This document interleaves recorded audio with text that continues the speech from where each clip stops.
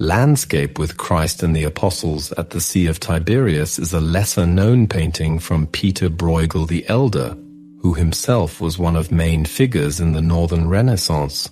The scene features a tributary running through a series of rolling hills. There are a number of small boats making their way through this picturesque setting, as well a few figures on the shore. In the far distance, a number of buildings can be seen, but this painting is predominantly focused on the natural landscape of this region. Bruegel would typically capture humanity and nature together in this way, with more famous examples including hunters in the snow and a Tower of Babel. In truth, that was his signature style, and so you will see many more interpretations of it throughout his career. It is these small characters within his paintings that make Bruegel's style quite so popular, and it can be said for the related artist, Hieronymus Bosch. The original title of this painting was Christus und die Apostel am See, Genezareth, and it now resides in a private collection, which perhaps explains why so little is known about it as compared to many of the artist's other paintings.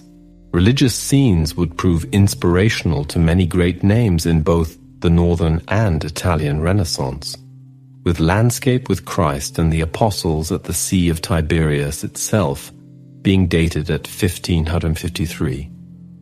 It is around a meter wide, which is typical of this artist's work, but actually fairly small as compared to some of the other notable names working around this time.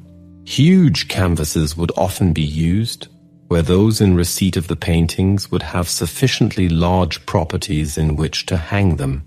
Of course, these would often be places of worship, hence the frequent use of Christian themes.